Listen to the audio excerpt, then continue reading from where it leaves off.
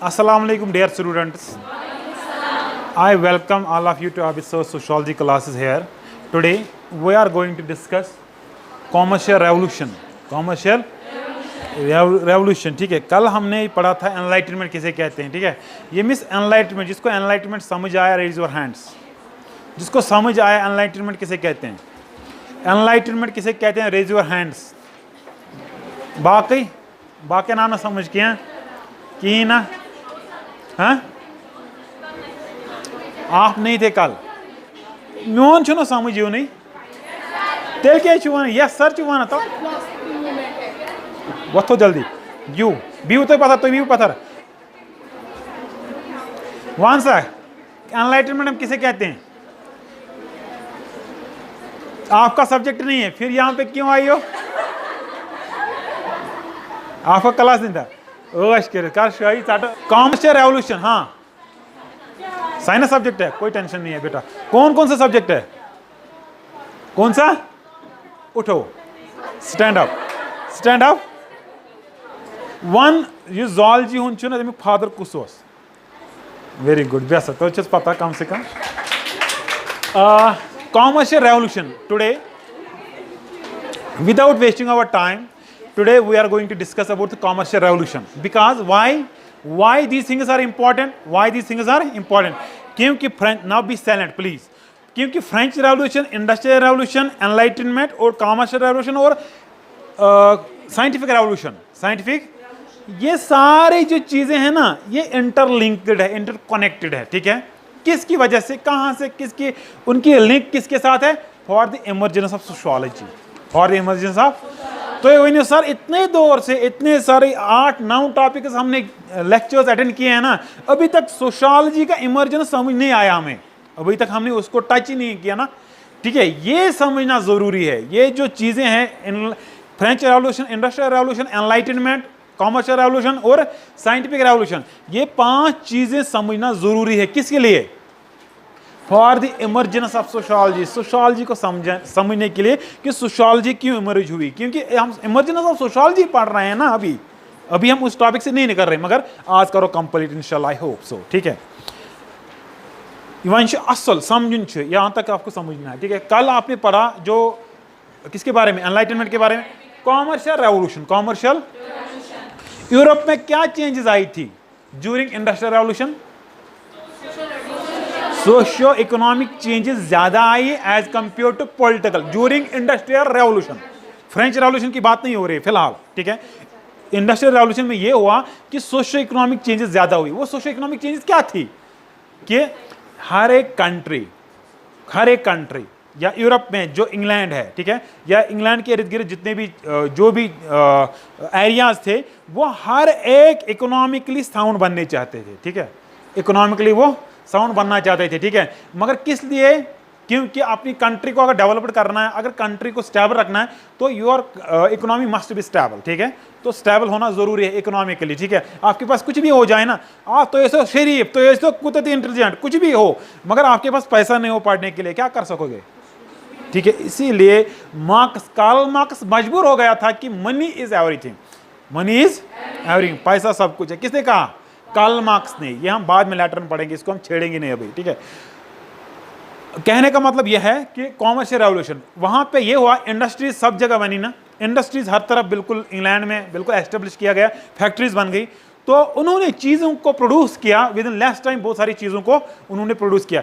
अब उन चीज़ों, एक तो उन चीज़ों से या प्रोडक्ट जो प्रोड्यूस किया करते थे, एक तो जो सिटीजन्स है ना उनके नीड्स फुलफिल हो गए ना, हर किसी को मिल गया. अगर कोई चीज़ इस्तेमाल करना, यूज़ करना चाहता था तो उसको अवेलेबल था, ठीक है.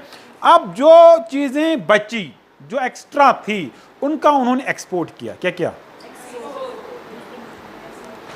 कहाँ पे उन्होंने स्प्रेड किया?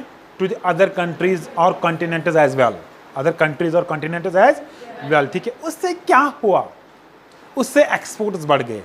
उससे जब इंग्लैंड ने ये चीज़ की तो बाकी जो इर्द गिर्द कंट्रीज थे या जो भी हैं, ठीक है, तो एरियाज थे, उन्होंने कहा कि ये इकोनॉमिकली बिल्कुल स्टेबल बनने जा रहा है, ये इकोनॉमिकली बिल्कुल क्या स्ट्रांग बन रहा है, तो हमको भी ऐसा करना चाहिए. वो क्या चीज़ वो उन्होंने किया, उन्होंने एक्सपोर्ट बढ़ाने की कोशिश की, उन्होंने इंडस्ट्रीज बनाने की कोशिश की, उन्होंने जो वहां पे प्रोडक्ट थे ना उनको एक्सपोर्ट करने की कोशिश की to other countries as well या other continents as well. Other continents as means development of trade and commerce, development of trade and, ये एक्सपोर्ट्स, ये इंडस्ट्रीज, ये लेन देन विद अदर कंट्रीज या विद इन कंट्री, ये इतना बढ़ गया, इतना बढ़ गया, या बड़े पैमाने पे ये लेन देन हो रहा था, बड़े पैमाने पे ये एक्सपोर्ट और इंपोर्ट हो रहा था, ठीक है। तो ये एक्सपोर्ट इतना ज्यादा था कि लोग मजबूर हो गए इसको रेवोल्यूशन का नाम देने के लिए। मगर related to what? Revolution related to what? बड़े पैमाने पे चेंजेस आई है, मगर related to what? In terms of what? In terms of trade and commerce, business, in terms of business के बिल्कुल फील्ड में, बिजनेस से रिलेटेड, ठीक है। एक्सपोर्ट्स किसके रिलेटेड है? बिजनेस के रिलेटेड है ना। एक्सपोर्ट किसके? इंडस्ट्रीज के हवाले में बात कर रहे हैं ना, ठीक है। तो means revolution in terms of what? Revolution in related to what? Related to commerce. Commerce means जो बिजनेस चल रहा है वहां पे, जो ट्रेड चल रहा है वहां पे, जो इंपोर्ट एक्सपोर्ट हो रहा है, ठीक है। इट इज ब्रॉडर टर्म, ठीक है, which include so many things, ठीक है, कि प्रॉफिट कहां से गेन हो रहा है, कहां से लॉस हो रहा है, कहां से ज्यादा प्रॉफिट मुनाफा हम कमा सकते हैं, ठीक है। तो ये कब हुआ पॉसिबल? जब इंडस्ट्रियल रेवोल्यूशन हुआ, जब लोगों ने, जो इतने भी कंट्रीज थे, उन्होंने एक्सपोर्ट बढ़ाने की कोशिश की, या ट्रेड एंड हर किसी कंट्री के, अभी तक जो कंट्रीज है ना आपस में ट्रेड नहीं करते थे या छोटे पैमाने पे ट्रेड किया करते थे, ठीक है। क्या चीज़ सारी चीज़ें ऐसे आना 21-22 कंट्रीज से किए। तो अब ट्रेड इतने बड़े पैमाने पे बढ़ गया कि बिल्कुल हर एक कंट्री दूसरे कंट्री पे इन वन वे और इन अदर वे डिपेंडेंट है, या कॉमर्स कर रहा है, ट्रेड में इन्वॉल्व है। तो इस तरीके से उस रेवोल्यूशन को, बड़े पैमाने पे चेंजेस जो आई है कॉमर्स फील्ड में, बिजनेस के फील्ड में, इसको क्या नाम रखा गया? समझा? ठीक है। The commercial revolution refers to a series of events between 1450 and 1800 approximately. Date important, date is not important. Date is not important. थोड़ा मगर अगर रखे, अगर कहीं याद रोज़ मैं रोज़न पान स्पेशली पर्सनली कह रहा हूँ कि मुझे डेट याद नहीं रहता, और सोशोलॉजी में डेट इंपॉर्टेंट नहीं है। जो मैंने 3 डेट्स बनाई, इंडस्ट्रियल रेवोल्यूशन कब हुआ, फ्रेंच रेवोल्यूशन कब हुआ, एनलाइटनमेंट कब हुआ, ये रखना जरूरी याद है। बाकी important dates are not important, ठीक है। Commercial revolution refers to a series of events. Series of events means कि इसमें एक ही चीज की हम बात नहीं करते हैं। इंपोर्ट एंड एक्सपोर्ट्स ये एक चीज है ना, प्रॉफिट गेन करना दूसरी चीज, तीसरा चीज इंडस्ट्रीज को डेवलप कर लेना, इंडस्ट्रीज के जरिए अपना ट्रेड बढ़ा लेना। अभी इससे पहले हम डोमेस्टिक लेवल पे चीज़ों को प्रोड्यूस किया करते थे, अब जो है ना इंडस्ट्रीज में प्रोड्यूस कर रहे हैं। जो ट्रेड हो रहा है ना, कॉमर्स हो रहा है, किसके थ्रू हो रहा है? इंडस्ट्रीज के थ्रू हो रहा है ना, प्रोडक्ट वहीं पे बन रहे हैं ना, ठीक है। इसके अलावा क्या है, लोग कौन से इन्वॉल्व होते हैं उसमें, जो कंट्रीज है ना कौन कौन से इन्वॉल्व ट्रेड में है, ठीक है। तो इसमें बहुत सारी सीरीज ऑफ इवेंट्स इसलिए कहते हैं। सीरीज ऑफ ट्रेड किस चीज़ की? प्रोडक्ट्स की। ट्रेड किस चीज़ की? मशीनरी की।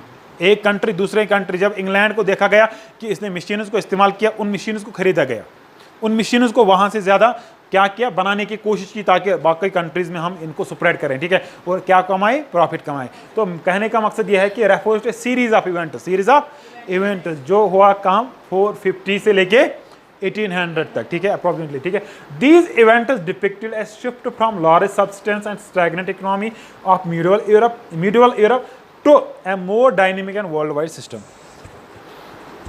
अभी तक जो इकोनॉमी थी वो क्या थी? स्टैग्नेंट थी, एक सिजायस रुकित गमुत बस ना, ऊपर नीचे नहीं हो रहा था, नीचे ही जा रही थी, ऊपर नहीं आ रहा था, ठीक है। तो इसने क्या किया, जब ये सीरीज ऑफ इवेंट हो, उससे क्या हुआ? इससे चेंजेस आई, तब्दीली आई, मगर in terms of what? In terms of economy. क्यों? इकोनॉमी बूस्ट होने लगी। जो अभी तक स्टैग्नेंट इकोनॉमी थी मिडिवल यूरोप में, अब जो है ना क्या वो बूस्ट करने लगी, अब वो बिल्कुल ऊपर जाने लगी, ठीक है, टेक ऑफ करने लगी, टेक ऑफ करने लगी, ठीक है। थोड़ा सा इकोनॉमी जो है ना ऊपर जाने लगे, उसका कर्व जो है ना, अगर इकोनॉमिक्स वालों को बेटर पता होगा, ठीक है, कर्व जो है ना, ये जो लाइन है ना ऊपर जा रही है, ठीक है। किसकी वजह से? जो सीरीज ऑफ इवेंट्स आए, because of what? Trade and commerce. Trade and commerce करने लगे ना, बिजनेस करने लगे, ठीक है। Commercial revolution in this sense shows that the expansion of trade and commerce that took place from 15th century onwards was of such a large scale and organized manner that we call it a, समझा, क्या कहते हैं इसे, याद रखना, ये चीज़ें ज़रूरी याद रखना है, ठीक है। कॉमर्शियल रेवोल्यूशन किसे हम कहते हैं कि बिल्कुल जो कॉमर्शियल रेवोल्यूशन, जब बिजनेस एंड ट्रेड बढ़ा, एक्सपेंशन किसे कहते हैं commercial revolution, expansion and trade and commerce, फैलना। वो कैसे फैलेगा, जब हम क्या करेंगे, इंपोर्ट्स एंड एक्सपोर्ट्स करेंगे ना, एक कंट्री दूसरे कंट्री के साथ इंपोर्ट एंड एक्सपोर्ट्स करेगा। वैसे ही जब मैं कोई चीज़ बना रहा हूं, जब तक मैं उसको एक्सपोर्ट ना करूं बाकी कंट्री, मेरा बिजनेस कैसे एक्सपैंड होगा, मेरा बिजनेस बाकी लोगों को कैसे पता लगेगा कि इसने ये चीज़ बनाई है, ये चीज़ अच्छी है, ये चीज़ खराब है, ये चीज़ बुरी है, तो इससे कैसे वो इस पर कमेंट करेंगे, जब मैं एक्सपोर्ट करूंगा, ठीक है। कैसे वो पॉसिबल है, ट्रेड के जरिए, कॉमर्स के बिजनेस के जरिए, इंपोर्ट एक्सपोर्ट के जरिए, ठीक है। तो क्या हुआ, एक्सपेंशन। कॉमर्शियल रेवोल्यूशन में क्या हुआ, कॉमर्शियल रेवोल्यूशन एक ऐसा रेवोल्यूशन है जहां पे एक्सपैंड हुआ, किस चीज को एक्सपैंड किया गया, ट्रेड एंड बिजनेस, बिजनेस को बढ़ाइए, ट्रेड एंड कॉमर्स को बढ़ाइए, one country with another country, with in country, ठीक है। That took place from 15th century onwards, 15th century से, उससे पहले बहुत कम हुआ करता था ट्रेड एंड कॉमर्स, ठीक है। अब जो है ना बॉर्डर्स, जो कंट्रीज के बॉर्डर्स हैं उनको ओपन किया गया, you can trade, you can जो है ना trade with each and every country, जिसे आप चाहोगे उसके साथ आप ट्रेड कर सकते हो, ठीक है। इसके बाद from the 15th century onwards was of a such scale, त्युता ज्यादा ट्रेड आप कर रहे हैं, त्युता ज्यादा बिजनेस को एक्सपेंड किया गया, ट्रेड एंड कॉमर्स को एक्सपेंड किया गया, स्केल वहां पे इतने बड़े पैमाने पे था कि ऑर्गेनाइज्ड मैनर में था, that we call it a revolution. हम मजबूर हो गए, वहां के लोग मजबूर हो गए इस चीज को रेवोल्यूशन कहने के लिए, इस चीज को रेवोल्यूशन कहने के लिए। मैंने दो चीज़ें, जब पहले मैंने आपको लेक्चर दिया था ना, मैंने रिफॉर्मेशन और रेवोल्यूशन में एक फ़र्क बताई थी। रिफॉर्मेशन हम किसे कहते हैं और रेवोल्यूशन में किसे कहते हैं। रिफॉर्मेशन किसे कहते हैं, change with in the system, इसको हम रिफॉर्म कहते हैं। क्या कहते हैं, रिफॉर्म कहते हैं, ठीक है। With in the system, inside the system, ठीक है। रिफॉर्मेशन हम किस, सॉरी रेवोल्यूशन हम किसे कहते हैं, चेंज ऑफ द सिस्टम, पूरे सिस्टम को हम उलट के फेंक देंगे या पूरे सिस्टम को बिल्कुल रिप्लेस करेंगे बाय न्यू सिस्टम। जैसे मोनार्की सिस्टम था, उसको रिप्लेस किया with new system, that we called democracy, ठीक है। चेंज ऑफ द सिस्टम हुआ, चेंज इन द सिस्टम नहीं हुआ। अगर चेंज इन द सिस्टम होता वहां पे, तो वहां पे सिंपली बादशाह रहता था ना, तो उसको तिमिस वने ने की जुल्म एक्सपेक्ट कर रहा एक्सेट्रा, इसको निकाल दीजिए, हम आप ही को एक्सेप्ट करेंगे, ठीक है। मगर उन्होंने क्या किया, चेंज ऑफ द सिस्टम, ठीक है। उसको हम रेवोल्यूशन कहते हैं। बड़े पैमाने पे जब चेंजेस आएंगे उसको चेंज ऑफ द सिस्टम कहते हैं, उसको हम रेवोल्यूशन कहते हैं, ठीक है। तो बड़े पैमाने, जो कॉमर्शियल रेवोल्यूशन था ना, ये जो चेंजेस आई थी कहाँ पे, एक्सपैंड हुआ था ट्रेड एंड कॉमर्स, बड़े पैमाने पे ये चेंजेस आई थी, इसीलिए इसको हम रेवोल्यूशन कहा करते हैं, rather than reformation, rather than reformation. समझ आओ। This expansion of trade and commerce was a result of initiative taken by certain European countries in order to develop and consolidate their economic and political power. These countries were Portugal, Spain, Holland, England. So four countries are main involved. कितने countries थे? 4 countries main involved थे इसमें, ठीक है। कुछ पुर्तगाल, Spain, Holland and England थे। ये 4 countries इसमें इन्वॉल्व थे। किसमें, कॉमर्शियल रेवोल्यूशन में। कॉमर्शियल किस चीज में, जो ट्रेड एंड कॉमर्स बढ़ाने में। क्यों, इकोनॉमी को स्ट्रांग करने के लिए, अपना पॉलिटिकल पावर हासिल करने के लिए। 2 चीजें मैंने सबसे पहले आपको बता दिया कि पॉलिटिकली हम स्ट्रांग हो सकते हैं तब when you are economically strong, when you are economically, politician कुछ बनन यमिस पांच आसन क्या वोट मल हन खातर छुना बना मैक्सिमम तमें बनन एक्सेप्शन सारी चीज कर मगर पॉलिटिकल इंस्टीट्यूशंस में क्या लगते हैं, इकोनॉमी। इसी तरह से पॉलिटिकली स्टेबलाइज एक कंट्री को, पॉलिटिकल स्टेबलाइजेशन अगर रखनी है, अगर बाकी कंट्रीज पे उसको रूल करना है, मगर सियासत के मैदान में पॉलिटिकल जैसे अमेरिका कर रहा है, ठीक है, उसकी इकोनॉमी स्ट्रांग होनी चाहिए। अगर उसकी इकोनॉमी स्ट्रांग है तो then that country will rule the world. जैसे क्या है, चाइना आज ब्रो वो वरी यवन कुछ जाए थे चाइनीज कथी मज आज अगर जहर तह मेड इन चाइना चुना आसन, जो भी है होता है मेड इन चाइना होता है, ठीक है। मेड इन चाइना हर कोई चीज होता है। क्यों हाँ, आज चाइना का दबदबा, अमेरिका को एक कंट्री टक्कर दे रही है इस टाइम, वो है चाइना। बाकी कोई नहीं, ठीक है। क्यों, कैसे, वाई? इकोनॉमिकली वो स्ट्रांग बन चुके हैं, इकोनॉमिकली वो क्या स्ट्रांग बन चुके हैं, ठीक है। अब जो चाइना कह रहा है उसका इन्फ्लुएंस हो रहा है अमेरिका पे, जो वर्ल्ड का सुपर पावर है, ठीक है। तो ये अमेरिका सुपर पावर इसलिए है because they are economically very sound, उतना नहीं है आजकल खोखल को मतलब रखिए, ठीक है। अब चाइना है इकोनॉमिकली स्ट्रांग, ठीक है। तो इसीलिए अगर वो स्ट्रांग होता, कौन, अमेरिका, तो चाइना का 32% ऑफ द ट्रेड, जो जितने भी वो चीजें बना रहे हैं ना, सो कह रहे हैं अमेरिका यूटिलाइज, तुम कह रहे हैं इंपोर्ट चाइना पे, क्योंकि जो कंट्री जितनी ज्यादा इंपोर्ट्स करते हैं वो कंट्री उतनी ज्यादा कमजोर होती है इकोनॉमिकली, जो जितना एक्सपोर्ट करेगा वो कंट्री ज्यादा कितनी क्या हो रही है, स्ट्रांग रहती है, समझा, ठीक है।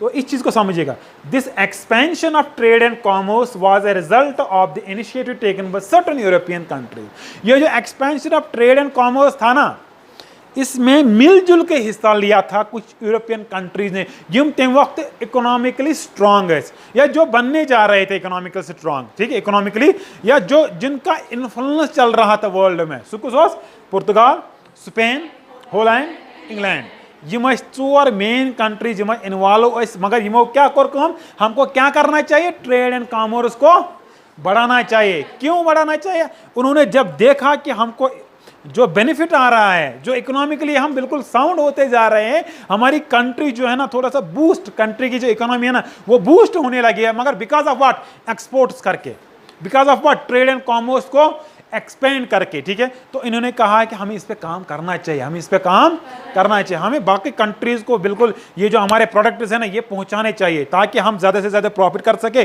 और ज्यादा से ज्यादा प्रॉफिट हासिल कर सके और अपनी कंट्री को इकोनॉमिकली स्ट्रांग बना सके, और साथ साथ में हमारा जो पॉलिटिकल एरिया है, पॉलिटिकल फील्ड है, उसमें भी हमारा इन्फ्लुएंस रहे।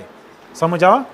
This was commercial revolution. These countries US, Portugal, Spain, Holland, उतना आवा समझ, ये था कॉमर्शियल रेवोल्यूशन, ये था, होता है वो समझ, ठीक। अच्छा 10 मिनट में करो कारा इंशाल्लाह।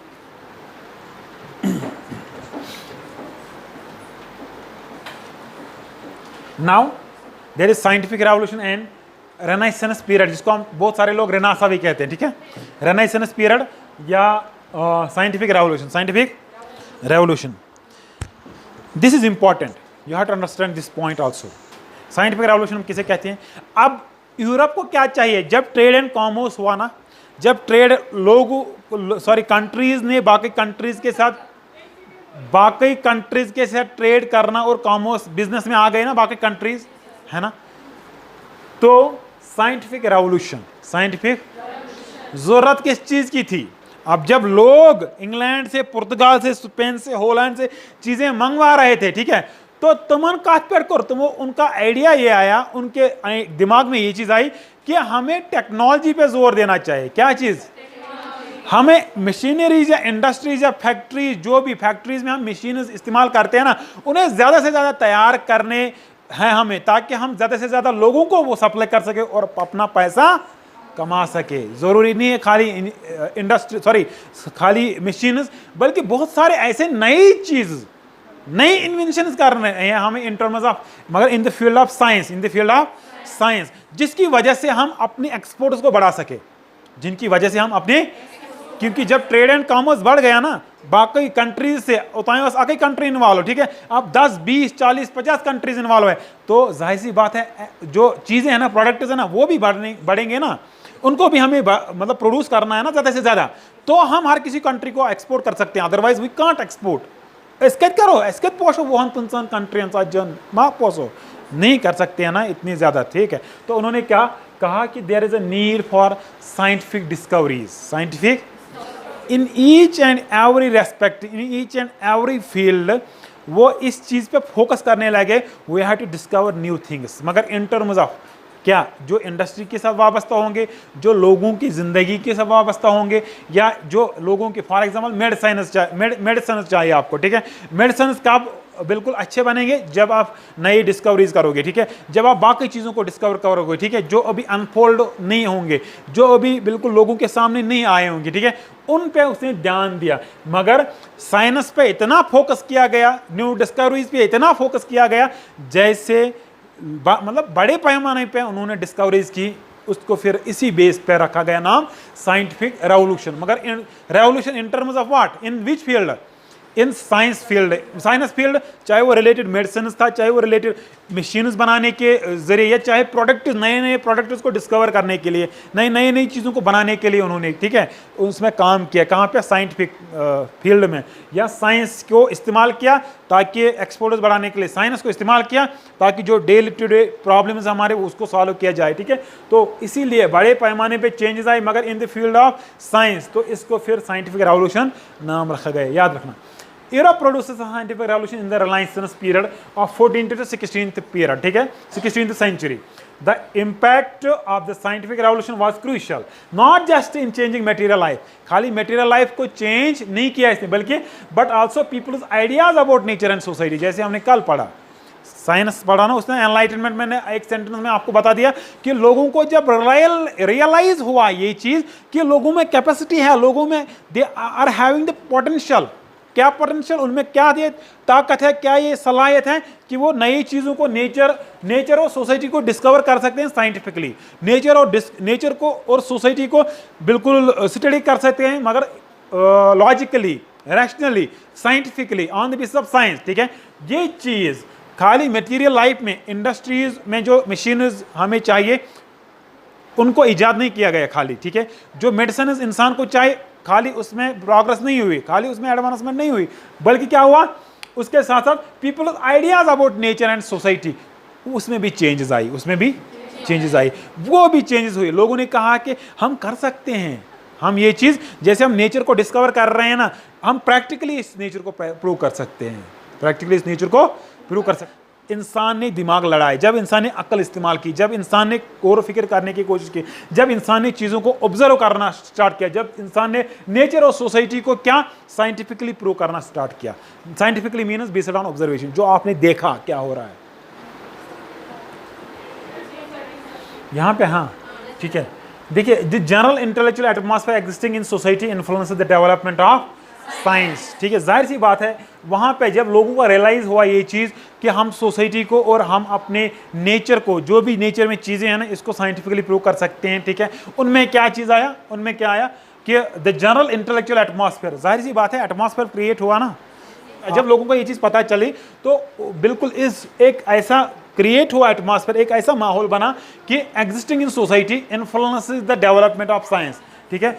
जिस तरीके से अब लोगों ने सोचना स्टार्ट किया, उसने इन्फ्लुएंस किया अपनी सोसाइटी पे जिसमें वो लोग रहते थे। क्यों? उन लोगों में जज्बा आया, उन लोगों में नई सोच आई, उन लोगों में नई समझ आई। ये चीज़ उसमें साइंटिफिक, उनमें साइंटिफिक टेम्पर जो है ना आ गया, उसमें साइंटिफिक जो है ना अप्रोच आ गया कि जहाँ पे हम चीज़ों को अच्छी तरह से स्टडी कर सकते हैं। The development of science was restricted mainly to improvement in techniques of production, मगर कि डेवलपमेंट किस में करना है, मगर ज़्यादातर उस वहाँ पे ये था कि हम प्रोड्यूस ज़्यादा से ज़्यादा चीज़ों को कैसे करें, इस फील्ड पे ज़्यादा फोकस किया जाता था। क्यों? वाई? इस चीज़ पे ज़्यादा फोकस किया करते थे साइंटिफिक, जब साइंटिफिक रेवोल्यूशन में था ये चीज़ कि हम चीज़ों को कैसे ज़्यादा से ज़्यादा प्रोड्यूस करें, इसके रिलेटेड मशीन्स बनाई जाती थी, इसके रिलेटेड फोकस किया जाता था कि उनका जो मुद्दा मकसद डिस्कवरीज, नई डिस्कवरीज करने का ये था कि हम with in less time how we can produce more products, ठीक है। क्योंकि उनको इकोनॉमिकली साउंड बनाना था ना, अपनी कंट्री को, अपनी इकोनॉमी को स्टेबलाइज करना था, अपनी इकोनॉमी को बूस्ट करना था ना, इसलिए क्या चाहिए, वो सबसे ज़्यादा फोकस इसी पे किया करते हैं। किस पे? प्रोडक्ट्स को कैसे ज़्यादा से ज़्यादा एक्सपोर्ट किया जाए, प्रोडक्ट्स को कैसे ज़्यादा से ज़्यादा प्रोड्यूस किया जाए, किन मशीन्स को रिप्लेस किया जाए और किन नई मशीनों को इंट्रोड्यूस किया जाए। समझ आओ, ये था। अब इसके बाद है रेनेसांस पीरियड। ये रेनेसांस पीरियड और साइंटिफिक रेवोल्यूशन है, ये आपस में इंटरकनेक्टेड है, ठीक है। ज़्यादा अंतर नहीं है, ज़्यादा गैप नहीं है इसमें, ठीक है। रेनेसांस पीरियड हम किसे कहते हैं, याद रखना, एक ही पॉइंट बता रहा हूँ, उसके बाद छोड़ दूंगा। Renaissance period saw the beginning of the scientific revolution. It marked an idea of description and criticism in the field of science. It was clear to break from the past a challenge to the old authority. Some of the major developments in art and science of this period are as under. Actually renaissance period हम किसे कहते हैं, intellectual revolution हम किसे कहते हैं, ठीक है। ये किसको कहते हैं एक्चुअली? जो रेनेसांस है ना, renaissance means revival of art, literature या most of the things. Revival याद रख लेना आप, ठीक है। रिवाइवल मीन्स को कोई चीज़ अगर हो गई है हमारे समाज में, जो चीज़ प्रेजेंट है ना, उसको फिर से जज करें, उसको फिर से दोहराएं, उसको फिर से, अगर कोई टेक्नोलॉजी है ना, वो देखे कि ये सही काम कर रही है, कि ये आजकल के ज़माने के लिए है कि नहीं है। अगर कोई नया, अगर कोई मेडिसिन हमारी सोसाइटी में ना, इसको जज करे, इसको रिवाइव करे, इसको रिवाइवल में हम दोहराएं कि ये सही काम कर रहा है, या इससे आगे पे हमें जाने की ज़रूरत नहीं है। क्या इससे आगे हम जा सकते हैं? अगर जा सकते हैं तो वी कैन गो, ठीक है। अगर नहीं जा सकते हो फिर यही चीज़ अच्छी है, अगर हमारे पास इतनी नॉलेज नहीं है। Renaissance means simply we can say that, यार जिसको हम रेनेसां भी कहते हैं, it means revival of everything, revival of art, literature, science etcetera, ठीक है, मेडिसिन एटसेट्रा, जो भी है रिवाइवल। जो हमारे पास चीज़ें थी उनको क्वेश्चन किया गया, उनको क्रिटिसिज्म किया गया।